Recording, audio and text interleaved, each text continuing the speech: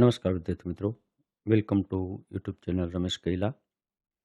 ખૂબ સરસ મજાની વિડીયો સિરીઝ જેમાં આપણે કોમ્યુનિકેબલ ડિઝીઝ જોઈ રહ્યા છીએ. ગૌણ સેવા પસંદગી પરીક્ષા માટે ખૂબ જ અગત્યનો એવો સબ્જેક્ટ અને જે કોમ્યુનિકેબલ ડિઝીઝ છે એમાંથી આપણને અવારનવાર પ્રશ્નો પૂછાતા હોય, જેમાં ઇન્ક્યુબેશન પીરિયડ છે, કોઝેટિવ ઓર્ગેનિઝમ છે, કેટલાક રોગના સ્પેસિફિક સાઇન સિમ્ટમ છે અને જે ચોઇસ ઓફ ડ્રગ જેને કહેવાય એ પણ છે. આ ઉપરાંત ઘણી વખત સ્પેસિફિક ટ્રીટમેન્ટ પૂછાતી હોય, થેરાપી પૂછાતી હોય, તો આપણે યાદ રાખવું જોઈએ. આ અગાઉ ઓલરેડી આપણે પાર્ટ 1 પબ્લિશ કરી ચૂકીએ છીએ, તો જેમને પણ પાર્ટ 1 જોયો હોય તે ચોક્કસ જોઈ લેજો. જે લોકો ચેનલમાં નવા છે તેમને ચેનલને સબસ્ક્રાઈબ કરવા માટે અને જ્યાં જરૂર પડે ત્યાં કોમેન્ટ અને વિડીયોને લાઈક કરવા માટે ખૂબ ખૂબ આગ્રહ છે, વિનંતી છે. આપના મિત્રો સાથે ચોક્કસ વિડીયો શેર કરજો. આ તમામ કન્ટેન્ટ છે એ આપણે ઓલરેડી માસ્ટરમાઇન્ડ એચયુ એપમાં આપેલ છે અને એમની પીડીએફ પણ તેમાં છે. તો આજે જ પ્લે સ્ટોરમાં જઈને ડાઉનલોડ કરો માસ્ટરમાઇન્ડ એચયુ એપ અને તેમાં તમામ પ્રકારનું કન્ટેન્ટ આપને મળી રહેશે. તો ચાલો જોઈએ પાર્ટ 2. પાર્ટ 2માં કેટલાક આપણે હજુ પણ જે આપણા કોમ્યુનિકેબલ ડિઝીઝ જોવાના છે. એમાં મહત્વનો ડિઝીઝ છે કોલેરા. તો કોલેરા કેનાથી ફેલાય? તો કોલેરા વિબ્રિયો કહેવાય. અલ્ટોર બાયોટાઇપ બેક્ટેરિયા અથવા તો વાયરસથી થાય. એક્યુટ ડાયરિયલ ડિઝીઝ કહેવાય. ઇન્ક્યુબેશન પીરિયડ છે થોડા કલાકથી 1 થી 2 દિવસનો હોય. ચિહ્નો લક્ષણોમાં તમને ખ્યાલ આવે કે ભાતના ઓસામણ જેવા ઝાડા થાય તો એમાં કોલેરા કહેવાય. આપણે આ યાદ રાખવાનું છે. રાઈસ વોટર કહેવાય, રાઈસ વોટરી ડાયેરિયા કહેવાય. અને ખાસ એનું સિમ્ટમ છે સન્કન આઈ, એટલે કે આંખના ડોળા ઊંડા ઉતરી જાય. કોલેરાની વેક્સિન હોય, એના 2 ડોઝ હોય, 4 થી 6 અંતરે, 6 વીકના અંતરે મૂકવામાં આવે. 1 વર્ષથી નીચેના બાળકોને આ વેક્સિન આપવામાં આવતી નથી. ત્યાર પછી એવું જ છે ડિસેન્ટ્રી. ડિસેન્ટ્રી એટલે મરડો. તો સાંગેલા ગ્રુપના જે ઓર્ગેનિઝમ હોય, બેક્ટેરિયા હોય, એનાથી થાય. ઇન્ટેસ્ટાઇનમાં ઇન્ફેક્શન લાગે અને મ્યુકસ મેમ્બ્રેન તેમજ બ્લડની સાથે ડાયેરિયા હોય, ઝાડાની સાથે લોહી પણ પડતું હોય ત્યારે આપણે એની ડિસેન્ટ્રી કહીએ. મોટાભાગે ગરમીની સિઝનમાં જોવા મળે. બેસિલરી ડિસેન્ટ્રી હોય અને અમીબિક ડિસેન્ટ્રી, 2 પ્રકારની ડિસેન્ટ્રી હોય. એન્ટા અમીબા હિસ્ટોલિકા. એન્ટા અમીબા હિસ્ટોલિકા નામના ઓર્ગેનિઝમથી થાય તો અમીબિક કહેવાય. બેક્ટેરિયાથી થાય તો બેક્ટેરિયલ ડિસેન્ટ્રી કહેવાય. ઇન્ક્યુબેશન પીરિયડ 3 થી 4 દિવસનો હોય. સ્ટૂલમાં બ્લડ અથવા તો પસ આવે તો એને કહેવાય ડિસેન્ટ્રી. એનું નિદાન હંમેશા સ્ટૂલ ફોરોવાસિસ્ટ અથવા તો સ્ટૂલની રૂટીન માઇક્રો એક્ઝામિનેશનથી થઈ શકે. ત્યાર પછી ખૂબ અગત્યનો ટોપિક અને એવો છે મેલેરિયા. મેલેરિયા કેનાથી ફેલાય તમને ખ્યાલ જ છે. એનોફિલિસ માદા મચ્છરથી ફેલાતો એક રોગ છે. એને આપણે કહેશું કેનાથી ફેલાય એટલે વેક્ટરબોર્ન ડિઝીઝ કહેવાય. તો વેક્ટર ફેલાવવા માટે જવાબદાર, પણ એ કેનાથી થાય તો એ આપણે પ્લાઝ્મોડિયમ કહેવાય. મેલેરિયા શાનાથી થાય? ફેલાવો કોણ કરે? તો એનોફિલિસ મચ્છર, માદા મચ્છર. પણ કયા ઓર્ગેનિઝમ એના માટે જવાબદાર છે? તો પ્લાઝ્મોડિયમ વાઇવેક્સ એટલે કે પી વાઇવેક્સ છે, પ્લાઝ્મોડિયમ ફાલ્સિપેરમ છે, પ્લાઝ્મોડિયમ મેલેરી છે, પ્લાઝ્મોડિયમ ઓવેલ છે. 5મો પણ એક ટાઈપ છે પ્લાઝ્મોડિયમ નોવેલ્ટી, પણ એ આપણે અહીંયા જોવા મળતો નથી એટલે આપણે લીધો નથી. તો પ્લાઝ્મોડિયમ નોવેલ્ટી એ 5મો ટાઈપ છે. દરેક ઉંમરમાં થાય. નવજાત શિશુમાં ફાલ્સિપેરમ સામે રોગપ્રતિકારક શક્તિ હોય એટલે ન થાય. ભૌગોલિક પરિસ્થિતિના આધારે મેલેરિયા જ્યાં પાણી વધારે ફેલાતું હોય, એન્વાયરમેન્ટ ટેમ્પરેચર નીચું હોય, મચ્છરનો ઉપદ્રવ વધારે હોય ત્યાં વધારે થાય. જૂનથી ઓક્ટોબર માસમાં વધુ જોવા મળે એટલે તો મેલેરિયા જૂન માસની મેલેરિયા માસ તરીકે ઓળખવામાં આવે. 20 થી 30 સેન્ટીગ્રેડ તાપમાનમાં મેલેરિયાના જે મચ્છર છે એ ઈંડા મૂકે, એમાં પ્યુપા છે, એમાં પોરા છે, એ વધારે જલ્દીથી વૃદ્ધિ થઈ શકે. વેક્ટર ટ્રાન્સમિશન છે, એનોફિલિસ માદા મચ્છરથી ફેલાય અને એ મચ્છરની સ્લાઇવરી ગ્લેન્ડમાં પેરાસાઇટિસ ન હોય તો ચેપ લાગતો નથી. બરાબર. કેવું ઇન્ફેક્શન? તો ડાયરેક્ટ ઇન્ફેક્શનમાં ઘણી વખત બ્લડ ચડાવવાથી પણ લાગી શકે. ઇન્ક્યુબેશન પીરિયડ બધાનો અલગ અલગ હોય, પણ આપણે પ્લાઝ્મોડિયમ વાઇવેક્સનો 14 દિવસનો અને ફાલ્સીપેરમનો 12 દિવસનો યાદ રાખવાનો છે. જો એન્ટીમેલેરિયલ ટેબ્લેટ આપવી હોય તો 6 મહિના સુધી પણ ઘણી વખત ઇન્ફેક્શન લાગતું અટકાવી શકાય, એટલે કે પ્રિવેન્ટિવ ડોઝ આપ્યો હોય તો. મુખ્ય લક્ષણો 3 સ્ટેજમાં હોય. પહેલું હોટ સ્ટેજ એટલે તાવ આવવો, બીજું સ્વેટિંગ સ્ટેજ એટલે પરસેવો વળી ઠંડી થઈ જવી ચામડી, અને ત્રીજું છે શિવરિંગ સ્ટેજ. પહેલું શિવરિંગ સ્ટેજ આવે, કોલ્ડ સ્ટેજ આવે, એમાં ઠંડી લાગે, બીજો સ્ટેજમાં તાવ આવે, અને ત્રીજા સ્ટેજમાં પરસેવો વળીને તાવ ઉતરી જાય. લેબોરેટરી તપાસમાં આપણે મેલેરિયા બ્લડ ફોર એમપી એટલે કે મેલેરિયા પેરાસાઇટ્સની હાજરી જોઈએ. બ્લડ ફોર ટીસીડીસી ઘણી વખત કરવામાં આવે, જેમાં જે ટોટલ કાઉન્ટ છે એ વધી ગયો હોય. સ્પેસિફિક ટ્રીટમેન્ટમાં ક્લોરોક્વિન 600 મિલીગ્રામ એડલ્ટમાં. રેડિકલ ટ્રીટમેન્ટ એટલે કે જો મેલેરિયા પોઝિટિવ હોય તો પીવાયવેક્સ અથવા તો મિક્સ ઇન્ફેક્શન હોય તો રેડિકલ ટ્રીટમેન્ટ આપવામાં આવે, અને એમાં તમને ખ્યાલ છે કે પ્રાઇમાક્વિન આપવામાં આવે. કેવી રીતે પ્રાઇમાક્વિન આપવાની? તો 600 મિલીગ્રામની ટેબ્લેટ ક્લોરોક્વિન અને 15 મિલીગ્રામ પ્રાઇમાક્વિન હોય. 15 મિલીગ્રામ પ્રાઇમાક્વિન 5 દિવસ માટે આપવાની હોય. જો ફેલ્સીપેરમ હોય તો 600 મિલીગ્રામ ક્લોરોક્વિન અને 6 કલાક પછી 300 મિલીગ્રામ ક્લોરોક્વિન આપવાની હોય. તો આ આપણે યાદ રાખવાનું છે. મેલેરિયાને અટકાવવા માટેના ઘણા બધા પગલાઓ હોય. એમાંનું પહેલું પગલું છે ગેમેક્સિન, જે આપણે પાણીમાં છંટકાવ કરીને જેથી કરી અને મેલેરિયાના પોરા અને મચ્છરનો નાશ થાય. ડીડીટીનું ફૂલ ફોર્મ યાદ રાખો, ડાયક્લોરોડાયફિનાઇલ ટ્રાયક્લોરોઇથેન. બીએચસી ફૂલ ફોર્મ યાદ રાખો, બેન્ઝાઇલ હેક્ઝાક્લોરાઇડ.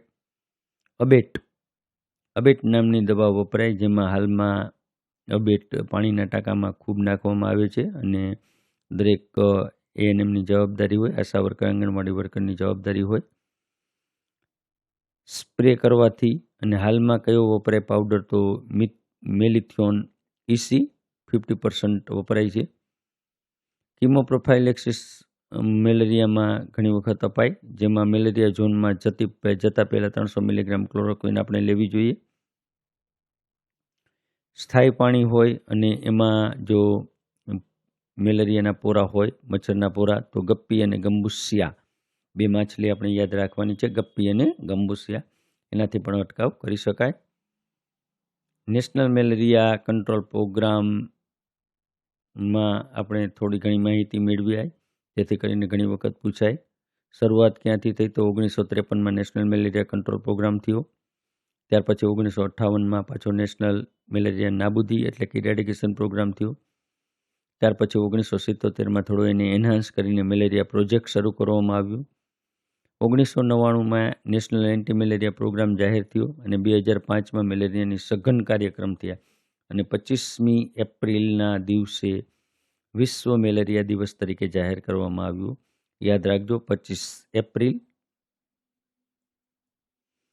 મેલેરિયા વિશે આપણે થોડું વધારે સમજીએ તો એક વેક્ટરબોર્ન ડિઝીઝ છે. એનોફિલિસ માદા મચ્છરથી ફેલાય એવું પહેલાં કોણે કીધું?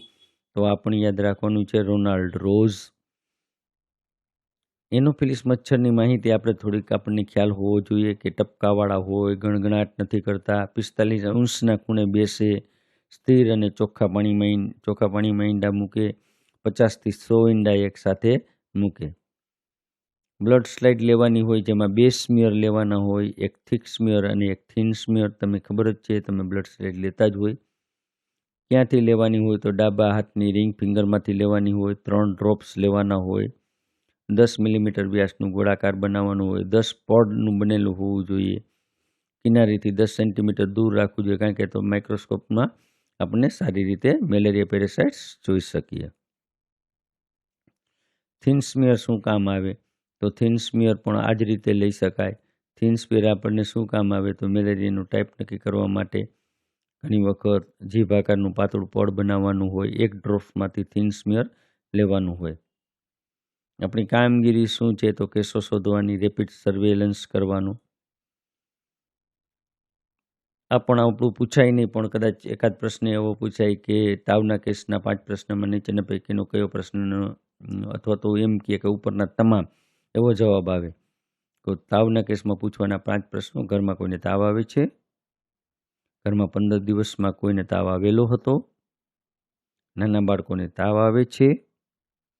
ઘરમાંથી બહાર ગયેલ હોય અને તેને તાવ આવે છે? ઘરમાંથી કોઈ બહારગામથી આવ્યું હોય અને તેને તાવ આવેલો હતો?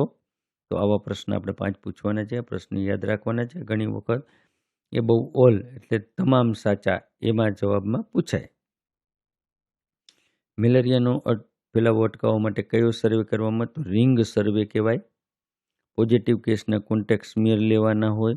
પોઝિટિવ કેસને 3, 7, 14 અને 21માં દિવસે ફરીને સ્મિયર લેવાના હોય.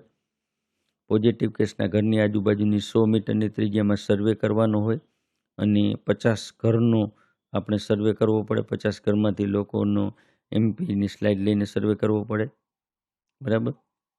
એમાંના કેટલાક તારણો છે સર્વેના, અને આ આપણને ઘણી વખત પૂછાય. ABER એટલે શું? તો annual blood examination rate. ABER એટલે શું કહેવાય? તો આપણે જે લોહીના નમૂનાની સંખ્યા લીધેલી હોય એને ગુણ્યા 100 અને એને ભાગ્યા આપણી સર્વે કરેલી કુલ વસ્તી, તો આપણને ABR મળી જાય. બરાબર. તો કુલ લોહીના નમૂના ગુણ્યા 100 ભાગ્યા કુલ સર્વે કરેલ વસ્તી. બરાબર. SRP slide positive rate. તો જાહેર થયેલ પોઝિટિવ કેસોની સંખ્યા ગુણ્યા 100 છેદમાં તપાસેલ બ્લડ સ્લાઇડ. તો જેટલી સ્લાઇડ તપાસેલી છે એમાંથી કેટલા ટકા પોઝિટિવ કેસ છે એને કહેવાય સ્લાઇડ પોઝિટિવ રેટ. SFR તો સ્લાઇડ ફાલ્સીપેરમ રેટ. કુલ જેટલી આપણે સ્લાઇડ લીધી હોય એમાંથી કેટલા ટકા ફાલ્સીપેરમના કેસ મળે છે એને કહેવાય સ્લાઇડ ફાલ્સીપેરમ રેટ.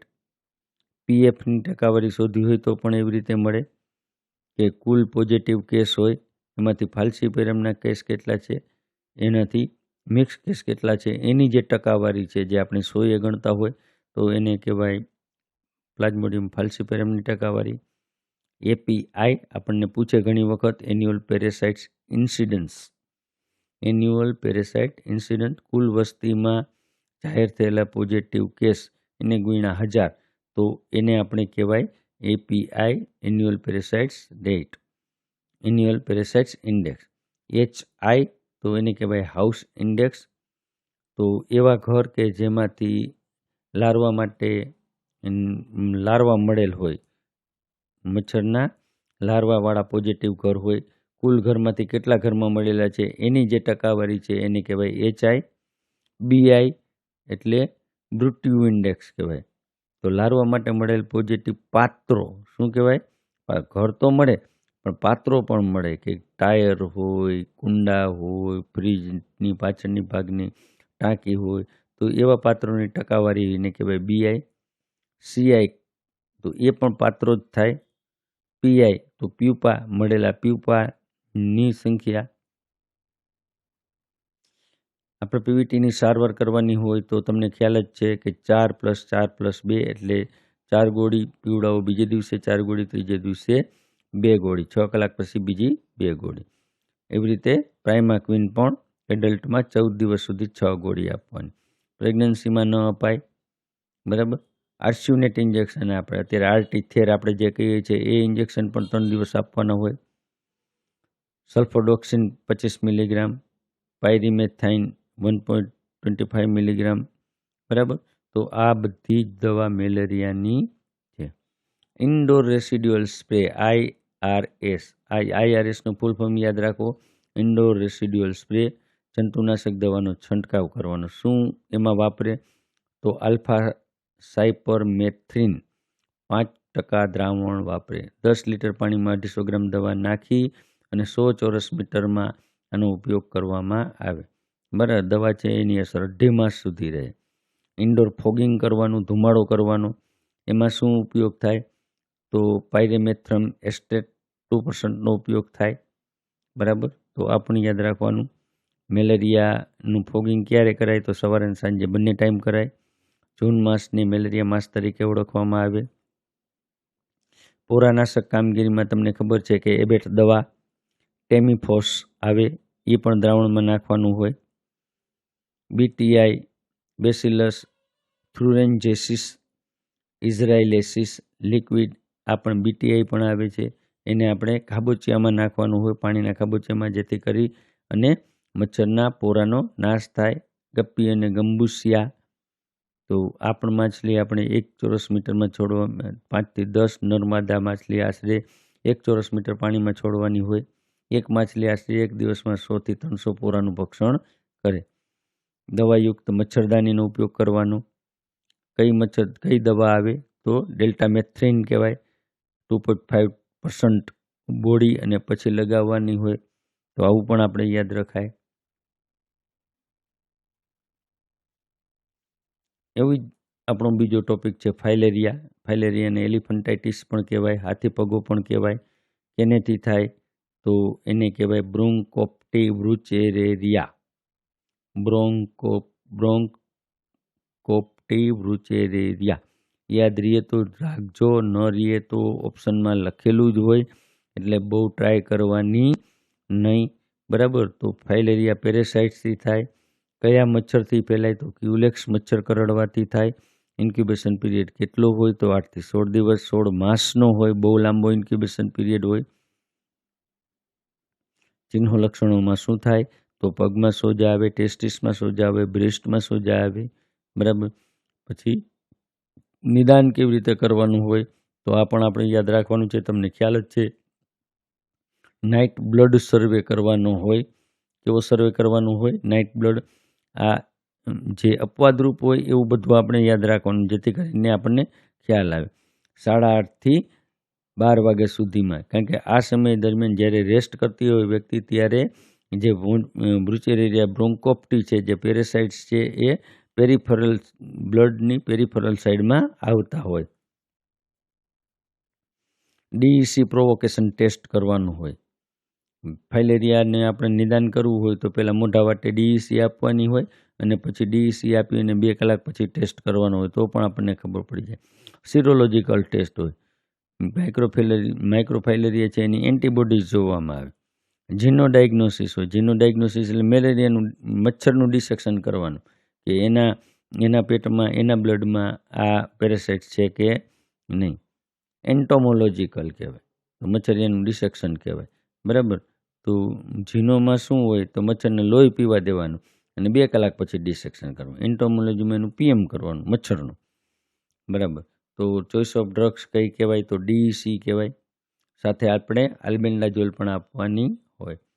કઈ થેરાપી હોય તો હંમેશા યાદ રાખવાનું, માસ થેરાપી. કયા ફોર્મમાં એની એન્ટ્રી થાય? MF2માં એન્ટ્રી થાય. બરાબર. તો આવું પણ આપણે યાદ રાખવાનું છે. હાલમાં એના માટે કયું પ્રચલિત છે DEC આપવા માટે? તો મેડિકેટેડ સોલ્ટ. DEC વાળું સોલ્ટ જ સારું પડે, જેથી કરીને દવા લોકો રેગ્યુલર લઈ શકે. દવાના છંટકાવમાં DDT, BHC અને મેલિયોથોનિસી 50%. ત્યાર પછીનો એવો જ ટોપિક છે આપણો ટાઇફોઇડ, એટલે કે એન્ટ્રિક ફીવર. કેનેથી થાય તો સાલ્મોનેલા ટાઇફી. કેનું ફીવર કહેવાય? એન્ટ્રિક એટલે આંતરડાનો તાવ કહેવાય. સાલ્મોનેલા ટાઇફીથી થાય. એક વખત થાય પછી 1 વર્ષ સુધી વ્યક્તિ સાજો થઈ જાય તો પણ એ ચેપ ફેલાવી શકે. તો એને કેવું કેરિયર કહેવાય? કોન્વોલેસન્ટ કેરિયર કહેવાય. બરાબર.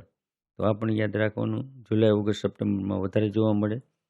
ઇન્ક્યુબેશન પીરિયડ 10 થી 15 દિવસનો હોય. ચિહ્નો લક્ષણોમાં જીભ સૂકી સફેદ થઈ જાય, કિનારી લાલ થઈ જાય. ટાઇફોઇડ ટંગ કહેવાય. કેવું કહેવાય? Typhoid tongue. બરાબર. પેયર પેચીસ એટલે આંતરડામાં ચાંદા પડે. અને ત્રીજો ટેસ્ટ છે એ વિડાલ ટેસ્ટ કરીએ તો ટાઇફોઇડ માટે કયો ટેસ્ટ આવે તો વિડાલ ટેસ્ટ. ટાઇફોઇડની રસી છે એ 2 રસીઓ ઉપલબ્ધ છે ઇન્ડિયામાં. ટાઇફોઇડ કોન્જુગેટેડ રસી TCV અને કેપ્સ્યુલર પોલિસેકેરાઇડ જે રસી છે એ ઉપલબ્ધ છે ઇન્ટ્રામસ્ક્યુલર આપવામાં. એટલે પેરાટાઇફી 1 અને પેરાટાઇફી 2 આ બંને વેક્સિન છે.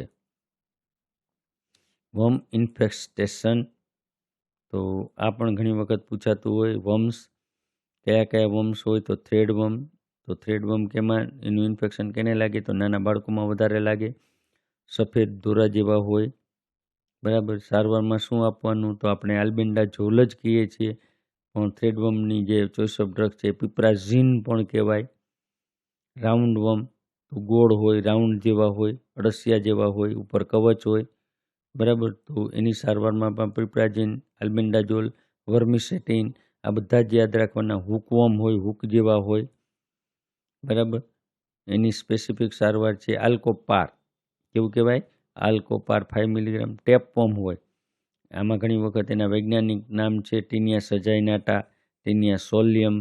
આવા પણ નામ આપણને પૂછે તો ખબર પડવી જોઈએ, બરાબર. તો સારવારમાં આપણે યાદ રાખવાનું છે ટેબ્લેટ મેબેન્ડાઝોલ, ટેબ્લેટ આલ્બેન્ડાઝોલ, અને નવી જે રિસન્ટ છે એ ટેબ્લેટ વર્મિસેટિન. અગત્યનો એવો એક ડિઝીઝ અને એ છે ડેન્ગ્યુ. એડિસ ઇજિપ્ત નામના મચ્છરથી ફેલાય. એને હેમરેજિક ફીવર પણ કહેવાય, એને બેકબોન ફીવર પણ કહેવાય. તો યાદ રાખો, breakbone fever, haemorrhagic fever, dengue fever, બરાબર. ઇન્ક્યુબેશન પીરિયડ હોય 8 થી 14 દિવસનો, બરાબર. 2 થી 15 દિવસનો હોય. એનું ચક્ર હોય, પહેલાં માણસને મચ્છર કરડે, પછી મચ્છર વળી પછી બીજા માણસને કરડે, બરાબર. મેઇન સાઇન સિમ્ટમ શું હોય? તો સાંધામાં દુખાવો એટલે જોઈન્ટ પેન. પછી બીજું છે હેમરેજ. હેમરેજમાં મલીના એટલે સ્ટૂલમાં બ્લડ આવતું હોય, બરાબર. એના માટેની કઈ દવા છે? તો મેલિએથોનનો સ્પ્રે, બરાબર. ઘણી વખત પ્રશ્ન પૂછાય CCHF, Crimean Congo haemorrhagic fever, CCHF, બરાબર. તો કોંગો એ કેનેથી થાય? તો ઈતરડીથી ફેલાય. કેનેથી? ટીકથી થાય, બરાબર. ઈતરડીજન્ય નૈરો વાયરસ કહેવાય. કેવા કહેવાય? નૈરો વાયરસ કહેવાય. તો ટિક્સથી ફેલાતો રોગ છે. 1 થી 9 દિવસનો ઇન્ક્યુબેશન પીરિયડ છે. ખૂબ જ ઊંચો તાવ આવે અને હેમરેજિક ફીવર હોય, બરાબર. તો આ પણ યાદ રાખવાનું છે. HIV એડ્સ તો તમને ખ્યાલ જ છે. પહેલાં આવે એડ્સ કેનેથી થાય? તો હ્યુમન ઇમ્યુનો વાયરસ. એડ્સનો ફૂલ ફોર્મ છે એક્વાયર્ડ ઇમ્યુનો ડેફિશિયન્સી સિન્ડ્રોમ, બરાબર. પૂર્વ ઇતિહાસ આપણે કંઈ જાણવું નથી. સલામત જે 4 રસ્તાઓ છે, સલામત સેક્સ, સલામત સોશિયલિન, સલામત લોહી અને સલામત માતૃત્વ. નેશનલ એડ્સ કંટ્રોલ વિશે થોડુંક જાણવું પડે. નાકો કહેવાય, નેશનલ એડ્સ કંટ્રોલ ઓર્ગેનાઇઝેશન કહેવાય. 1985માં શરૂઆત થઈ હતી. સૌપ્રથમ હાઈ રિસ્ક ગ્રુપનું સ્ક્રીનિંગ કરવાનું ત્યાંથી શરૂઆત થઈ હતી. અને છેલ્લે જે NGO, નોન ગવર્મેન્ટ ઓર્ગેનાઇઝેશન એટલે કે એડ્સ કંટ્રોલ સોસાયટીની રચના કરવામાં આવી. અત્યારે કઈ થેરાપી આપવામાં આવે? તો ART, એન્ટી રિટ્રોવાયરસ થેરાપી આવી. પણ 2019થી નવી થેરાપી જે અમલમાં આવી એને કહેવાય HAART, highly active anti retrovirus therapy. કયા ટેસ્ટ કરવામાં આવે? ELISA, western blot, rapid test અને PCR test, polymer chain reaction test. એક વખત ચેપ લાગ્યા પછી 6 અઠવાડિયા 3 મહિના પછી રિએક્ટિવ બને. એનો વિન્ડો પીરિયડ કહેવાય. દર્દીને ચેપ લાગે અને ચેપ પણ કોઈ પણ જાતના સાઇન સિમ્ટમ બતાવે નહીં, છતાંય દર્દી બીજાને ચેપ ફેલાવી શકે, એડ્સ આપી શકે. તો એ પીરિયડને કહેવાય વિન્ડો પીરિયડ. કઈ દવા વપરાય? તો ઝાયડોવુડિન, નેવેરાપ્રિન, લેમિવુડિન, રિટોનાવીર, સ્ટેવુડિન, ટેનોફોવીર, ઇફાવિરેન્સ. તો આપણે ઝાયડોવુડિન, નેવેરાપ્રિન યાદ રાખવાનું છે. ત્યાર પછીનું આપણું એવો જ ડિઝીઝ અને એ છે પ્લેગ. તો એનો કોણ ફેલાવો કરે? તો ઉંદર, રેટ, બરાબર. કેટલા પ્રકારના હોય? તો બિબોનિક હોય, ન્યુમોનિક હોય અને સેપ્ટિસેમિક હોય. ત્રણેયના જુદા જુદા ચિહ્નો લક્ષણો હોય. કયા પેરેસાઇટ્સથી થાય? તો યાદ રાખજો, વાયસ્યુડો ટ્યુબરક્યુલોસિસ પેરેસાઇટ, વાયસ્યુડો ટ્યુબરક્યુલોસિસ પેરેસાઇટ્સ. જંગલી ઉંદરથી થાય, બરાબર. પ્લેગ એ રોડન્ટથી ફેલાતો રોડન્ટ કહેવાય, ઇંગ્લિશમાં શું કહેવાય? રોડન્ટ કહેવાય, બરાબર. ડ્રોપલેટ ઇન્ફેક્શનથી, ન્યુમોનિક હોય તો ડ્રોપલેટ ઇન્ફેક્શનથી થાય. બધાના ઇન્ક્યુબેશન પીરિયડ અલગ અલગ હોય, મોટાભાગે 2 થી 7 દિવસનો હોય. ચિહ્નો લક્ષણોમાં ફેફસામાં અસર કરે. સારવારમાં ખાસ યાદ રાખો ટેટ્રાસાઇક્લિન, બરાબર. ચોઇસ ઓફ ડ્રગ છે એ પેનિસિલિન અને સ્ટ્રેપ્ટોમાઇસિન હોય. એન્ટીબાયોટિકમાં ટેટ્રાસાઇક્લિન, ક્લોરોમાઇસેટિન. તો ટેટ્રાસાઇક્લિન યાદ રાખવાની છે પ્લેગમાં. ત્યાર પછી છે ટીટેનસ. આવા જ આગળ હજી આપણે ઘણા બધા કોમ્યુનિકેબલ ડિઝીઝ જોવા છે.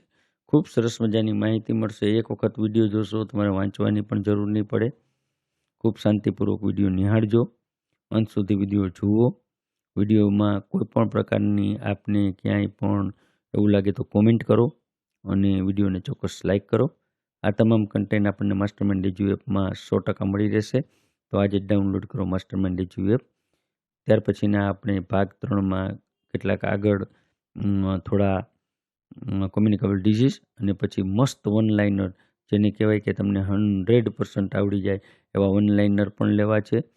તો ફરીને વિનંતી કરું છું, વિડીયો લાઇક કરો, કોમેન્ટ કરો, આપના મિત્રો સાથે શેર કરો અને જો ચેનલમાં નવા હોય તો ચેનલને સબસ્ક્રાઈબ કરો. ખૂબ ખૂબ આભાર, ધન્યવાદ.